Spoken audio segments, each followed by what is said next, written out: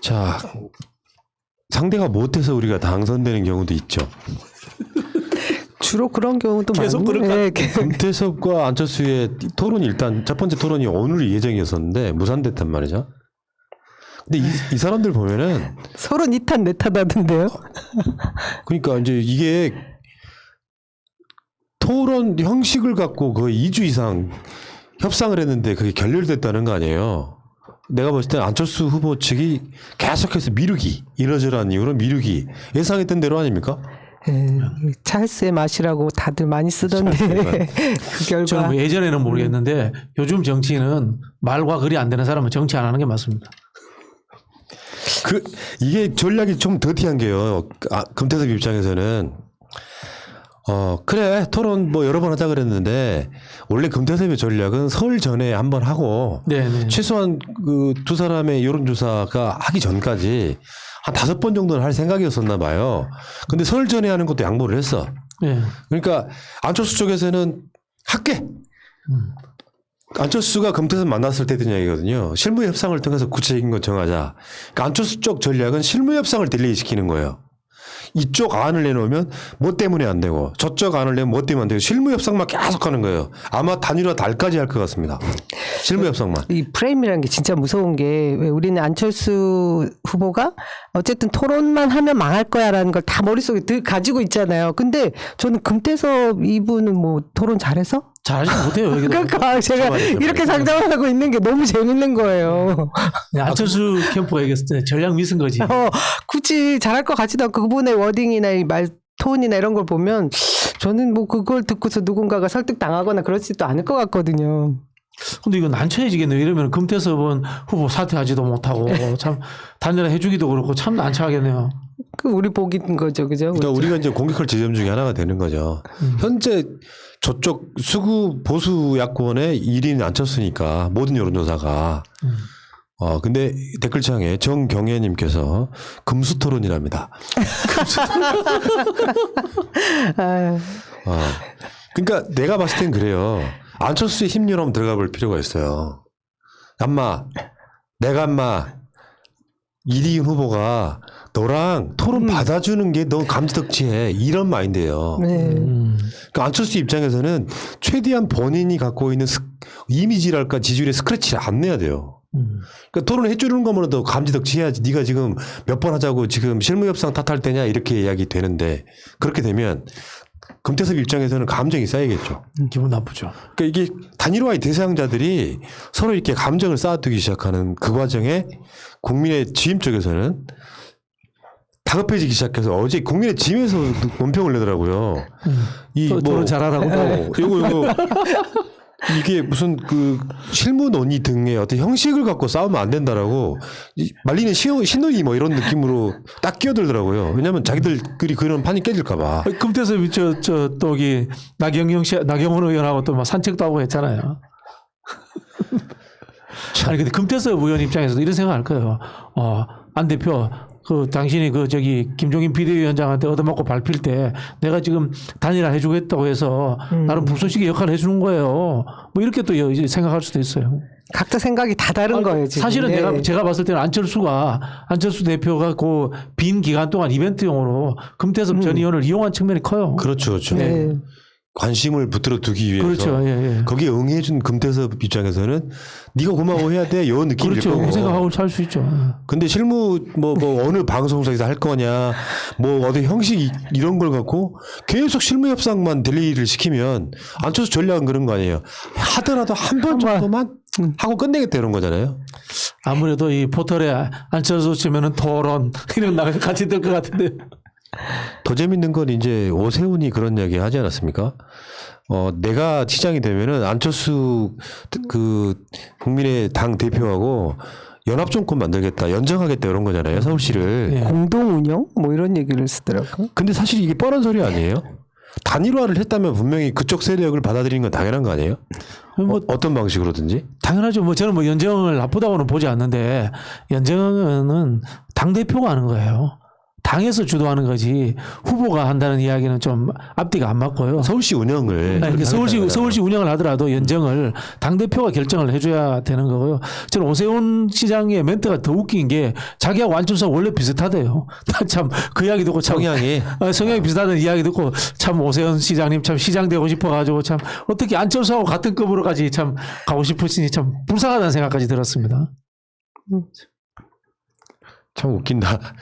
뭐 나경원도 비슷한 이야기를 하면서 사실은 지금 뭐 안철수의 지지율에 기대가는 측면이 있어요.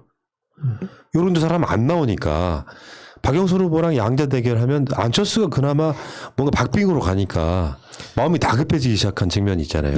이거는 제가 보기에는 김종인 비대위원장이 실수예요. 상대 후보를 넣고 하는 경쟁력 조사를 한 달 가까이 자기 후보들이 뽑힐 때까지 안 했어야 돼요. 안철수는 인지도가 높기 때문에 누군가 이름을 매칭해서 하는 경쟁력 조사는 잘 나올 수밖에 없어요. 예, 다만 이제 다자구도로 했어요. 적합도 조사를 하면은 안철수가 시장감이 되느냐 안 되느냐 사람들이 판단하거든요.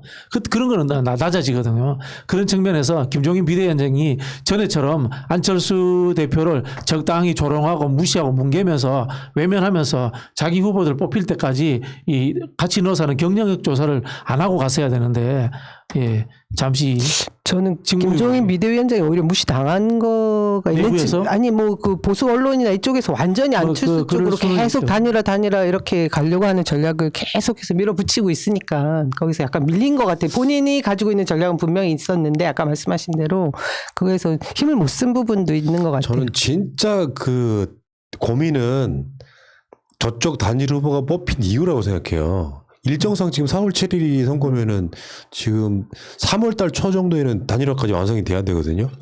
한다고도 했죠. 3월 15일 날 한다고. 그쪽 내부 흘러나오는 한 이야기. 달도 안 남았는데 문제는 안철수가 일당할 거냐 말 거냐. 이게 일장일단이 너무 극명해요. 예를 들어서 기호 4번으로 뛰는 안철수. 기호 2번으로 뛰는 안철수. 이 일장일단이 너무 극명한 데다가 저는 누가 봐도 이랬거든요. 안철수 지지율이 높다고 하는 가장 큰 의미가 뭐냐면 국민의 지금 후보는 싫다예요. 뭐 국민의 짐에 들어가서 뛸 것인지 4번으로 뛸 것인지 이 고민을 정말 엄청나게 할 것 같은데 이 과정상에 시간이 짧은 촉박한 점 등을 보면 안철수가 단일 후보가 되면 국민의 집에 입당하기는 좀 힘들어요. 네. 그래서 지금 1번하고 4번이 싸우는 상황이면 정치공학하는 사람들 입장에서 보면 절대적으로 안철수 쪽이 불리한 상황일 가능성이 높다. 나는 그렇게 보거든요. 안철수가 단일 후보가 되는 것은 장기적으로 정계 개편 상황이에요. 정계 개편이 될 수밖에 없어요. 제일 야당이. 안철수가 만약 이겨서 서울시장에 당선이 된다. 그럴 일은 없겠지만 그럼 100% 대선 나올 사람이지 않습니까? 여론조사 높게 나온다는 핑계로 나오는 상황이 될 거예요. 안철수가 떨어지면은 국민의힘은 후보도 못 내고 그 양보한 후보마저도 진 상황이 되면은 안철수를 위시해서 전부 다 다시 정계 개편이 되는 상황이 될 겁니다. 네. 그러니까 김종인 비대위원장 입장에서는 서울시장 후보로 2번을 내지 못하는 게 치명적인 거거든요. 치명적이죠. 예. 어떤 무능의 상징처럼 돼버리고 그렇다 보니까 안철수를 무조건 이겨야만 되는 상황. 그러니까 이 단일화 과정에서 벌써 금태섭하고 안철수가 삐그덕거리는 것처럼 국내 짐에서는 어떻게든지 안철수를 이기려고 할 거예요. 그럼 어떻게든지가 뭐겠어요? 뭔가 상대방을 치명상을 입혀야 되잖아. 그 과정이 저쪽 단일화의 굉장한 리스크라고 저는 일단 봅니다. 근데 뭐 하나 이제 좀 우려되는 거는 최근에 오세훈 지지도가 상당히 올라갔대요. 깜짝 놀라서 뿌이로 올라갔다는 이야기에 저도 충격적이었어요. 지난번에 그 국민의힘에서 컷오프 했지 않습니까? 컷오프 했는데 당원 20% 여론조사 80% 했는데 당원 20%에서는 나경원이 압도적으로 1등을 했대요. 그런데 그 서울 시민 대상으로 한 여론조사에서는 오세훈이 1등 했대요. 그 이야기 듣고 충격적이었어. 그게 이제 저쪽의 불행의 시작이죠. 왜냐하면 오세훈 나경원이 안철수한테 뒤지는 이유가 그거라고 보거든요. 사람들의 기억 속에 남아있는 너무나 확실한 단점. 나경원보다 지지율이 안 나와요. 여론조사를 하면 다 조금씩 다르겠지만 안 나와요. 그러니까 오세훈은 호불호가 굉장히 정확한 후보라서 확장성은 제가 엄청 떨어진다고 봐요. 안, 오나 중에서 오세훈이 가장 떨어진다고 봐요. 선거에도 써먹기 좋잖아요. 뭐 무상급식 무상급식. 이야기 같은 거. 이게 우리 인식하고 완전 다르더라고. 이게 나경원이 초반에 선거 캠페인을 좀 잘한 편이잖아요. 방송도 네, 나오고 그래서. 독하게 섬세하게. 그래서 이제 비호감도가 많이 떨어졌다고 생각했는데 안 그런 거야. 우리는 또 안철수가 굉장히 식상하잖아요.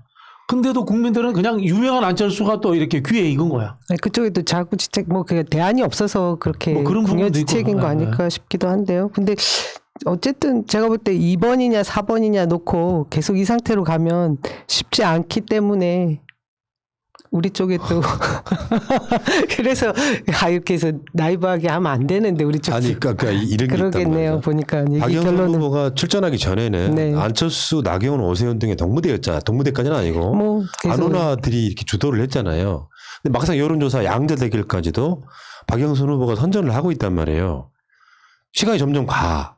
저쪽은 서로 간에 네거티브로 스케치 감정 싸움만 이제 쌓여가. 이런 상태로 가는데 이 선거 자체가 민주당의 유책 사유이기 때문에 원래 선거판 그렇게 돼야 되는 상황이거든요. 저쪽 후보들이 압도를 해버려야 돼요. 박영선 후보가 출마를 했어도 지지율이 한 10% 이상 차이 나는 정도로 압도를 했어야 되는데 그렇게 가지를 못하고 결국에는 단일화에 매달릴 수밖에 없는 이런 상태로 지금 끌려가고 있는 상태잖아요. 박영선 후보는 장관하다가 이제 늦게 불려나와서 지지율 1등이 되고 이렇게 이제 선거 전체가 좀 루즈하게 가는 거예요. 네. 상황이. 그러니까 저쪽이 동력이 확 떨어진 거죠. 예를 들면 서울시장을 가져와야 되는 사람은 양쪽 다 똑같지만 저쪽이 서울시장을 가져가야 될 이유가 더 큰 선거예요. 그렇죠. 근데 그 상황에서 그 동력이 떨어지는 데다가 저는 이렇게 봅니다. 왜 프로야구 같은데 스토브 리그를 통해 가지고 내년에는 전력이 업그레이드 될 거야. 뭐 상대 팀의 파를 사온다거나 새로운 신인이 들어온다거나 해가지고 기대 심리를 줘야 되는데 스토브 리그가 끝나고 이제 전지훈련 들어가는 상황인데 선수들이 똑같거나 그런 거예요. 올해 에이스는 뭐 오세훈이래, 뭐 나경원이래, 요 느낌을 주는데 이 사람들이 평소에 잘 던진 사람들이 아니야. 말하자면 승리가 있긴 한데 패전이 더 많은 선수들인 거예요. 안철수를 어떻게 파 있어가지고 데려오려고는 하는데 얘도 승은 10승을 못 거뒀는데 패가 한 20배 되는 사람이에요. 그러니까 지지하는 사람들 입장에서는 답답한 거라고 생각이 들거든요. 그럼 저쪽의 투표율이 난 더 떨어질 가능성도 있다고 보는 겁니다. 아마 이렇게 가면은 투표율이 네. 40% 안 나올 수도 있다고 봐요. 저 기저에는 어쨌든 코로나 이 상황에 먹고 사는 게 진짜 더 힘들고 중요한 상황인데 이렇게 뭐 재보궐선거, 뭐 정치 이슈 나한테 별로 관심 있는 게 아니야라고 생각하는 부분이 일정 부분 분명히 흔들리지 않고 그냥 있을 것 같거든요. 그런 상황에서 놓고 보면 지금 우리 정부나 문재인 대통령의 지지율이나 크게 예전보다 뭐 흔들리고 있는 상황이 아니니까 예. 뭐 말씀하시는 어느 대통령도 집권 5년 차이 그렇죠. 정도 지지율이 나온 사람이 없을 거예요. 이게 우리가 흥행이 안 되고 뭐 이렇다 해도 보니까 야당 쪽도 별로 그 옛날 흘러간 그물 그대로라서 별로 흥행도 안 되고 그럼 뭐 조용히 합시다. 그냥 이렇게 갈 것 같아요 제 생각에도. 그러니까 지금 그 언론들이 하는 가장 비열한 짓 중에 하나가 그거 아닙니까? 대통령 지지율이 40% 회복해서 어떤 여론조사는 50% 가게 다시 가고 있어. 네. 그러니까 비호감도 잘못하고 있다를 더 앞세우고 부각시키고. 있잖아요. 내가 다시 한번 말씀드려요. 우리 시청자 여러분께. 그분들이 투표장으로 다 나오지 않습니다. 총선 투표율 한 60% 좀 넘고요. 대선 70% 좀 넘는 나라예요. 그러니까 어떤 상황에서도 투표장에 안 나오는 사람들이 박근혜 탄핵 이후에 투표했던 대선 투표에도 투표율이 70% 좀 넘었어요. 나머지 30%는 투표에 관심이 없단 말이죠. 이분들은 국가의 정책을 결정할 자격이 없는 분들입니다. 그러면 맥시멈 70% 정도로 봤을 때 대통령 지지율이 40%잖아요. 그냥 어림잡았을 때 그건 과반이 넘는 거예요. 네. 그 숫자가 요거를 우리가 지켜볼 필요가 분명히 있는 것이죠. 지금 여론조사는 국민 투표율이 100% 나왔을 때를 가정하는 거랑 똑같은 이야기 맞습니다. 아닙니까? 그 멍청한 소리 하는 거죠. 이게 우리 우스갯소리로 그런 이야기 하거든요. 대한민국에서는 BT에서 넣어서 저기 호감도 비호감도 조사해도 절반은 비호감도 나올 거예요. 왜 이름을 영어로 쓰냐고. 그렇죠. 그렇게 나올 수 있어요. 그게 우리 속담에 사촌이 논사도 배가 아프다 이런 이야기가 있잖아요. 이 한국 사람이 평등 의식도 굉장히 강한 거야. 이게 실제로는 우리가 조선시대에도 유럽처럼 봉건제나 이런 생각이 아니고 소규모 농업 사회로 이렇게 지내왔단 말이에요. 그죠? 소농 자영농이라 하더라고. 그 사회로 살아왔기 때문에 상호 질투심과 이런 것들이 굉장히 세대요. 평등의식이. 네. 그렇기 때문에 우리가 좋으냐 나쁘냐면 늘 나쁘다 이야기를 더 많이 한대요. 어쨌든 서울시장 선거는 그래도 저는 이제 우리 기초의회 숫자나 뭐 이런 조직력 결국은 조직력 싸움이 될 것 같은데 문제가 없이 뭐 이 지금 상황이 조금 뭐 너무 나이브하게 가고 뭐 루즈하게 가는 것 같아도 그 뭐 문제를 일으키지 않는다고 하면 잘 갈 수 있을 것 같은지 부산이 뭔가 이렇게 획기적인 내용을 가지고 좀 뒤집을 순 없을까 하는 고민이 좀 많아요. 네. 사실은 서울시장 네. 선거는 네. 살짝 안심되는 네, 부분이 약간 있잖아요. 그렇게 가고 있죠. 야당이 잘 하고 있어서. 그 이야기도 한번 돌아보셔야 돼요. 예를 들어 오세훈이 무상급식 때문에 그만두기 전의 상황. 서울시의회가 민주당이 압도적으로 숫자가 많으면서 네. 서울시장이 할 수 있는 게 많이 없어졌던 거랑 연관이 있고 지금 국민의힘이나 안철수 같은 부류가 서울시장이 되면 서울시의회랑 계속 맞서 일어날 수밖에 없는 측면도 있고요. 그러니까 저쪽에서는 지금 나는 박형준이 부산에서 1위 후보가 되면 공격할 지점이 굉장히 많다고 생각해요. 아, 우리 또 저기 이 땡땡 의원이 맹활약해 주실 거예요. 예. 저쪽도. 네. 오거돈 시장의 득표율이 55%였거든요. 그 찍었던 사람들한테 한 번 더 기회를 주세요. 박형준으로는 안 됩니다. MB 아바타였던 진짜 아바타였던 박형준하고 토호들 키워내서 전봉민 같은 사람들 키워냈던 대표적인 인물이 박형준이잖아요. 그런 모사꾼한테 부산시 주면 부산시 뭐 비리의 뭐 복마전처럼 될 거다라고 하는 그런 식의 선거전으로 띄워드려야 된다고 생각해요. 민주당 한 번 찍었던 사람들이 두 번 못 찍습니까? 오거돈 시장에 대해서는 100배 사죄하지만 저쪽 세력이 가져가는 건 말이 안 된다. 그러면서 가덕도는 민주당 시장이 됐을 때 훨씬 더 되더라도 훌륭하게 될 거다. 가덕가덕. 네. 김영춘 장관님이 좀 읍소하고 울면서 다녔으면 좋겠어요. 그래서 다음 주 이 시간에는 김영춘 후보가 나옵니다. 우리 셋이 한번 또 재밌게 한번. 꼭 우시게 만들어야 되겠네. 좀 흡수할 수 있게. 부산 데려가셔가지고 고생 많이 했거든요. 우리 김가덕 씨. 한번 모셔보고. 새해 복 가덕가덕 받으세요 하셨더라고요 이번에. 우리 유명인 중에 영춘이라는 이름 쓰는 사람 또 있는데 누구지? 아 서른도. 김영춘이잖아. 서른도 본명이 무슨 영춘이에요? 아 그러세요? 무슨 영춘이었어? 무슨 영춘이던데? 네. 알겠습니다. 자, 어찌됐건, 재밌더라고요. 금태섭은 금태섭대로, 뭐랄까, 구색 맞춰줬더니, 토론 안 하겠다 그러고, 내가 너 따위랑 토론하겠다고 했더니, 어디서 옮겨하는 안철수하고 재밌는 상황이 벌어지고 이게 한쪽이 어그러지기 시작하면 저쪽이 다 후보가 나와도 상당 부분 이렇게 빗나가는 측면이 있고 그 과정에서 국민의힘은 어떻게든지 자신들의 후보를 내려고 하는 상황들이 아주 만만치는 않을 거다. 최소한 대승적 차원에서 어느 쪽이든 양보하는 모습이 아니면 저는 이 단일화 한다고 해도 전 시너지 안 난다고 봐요. 울며 겨자 먹기로 막 윽박 지르는 단일화 말고요. 어느 쪽에서든 지금 안철수하고 금태섭 이 토론처럼 서로 비난하는 상태가 되면 단일화 시너지 안 납니다. 안철수 대표가 뭐 해서 시너지 나는 거 봤습니까? 그러니까요. 근데 단 한 번을 하더라도 그 토론회가 가장 주목을 받긴 할 것 같아요. 이후에. 서른도 씨는 이영춘이랍니다. 아. 자,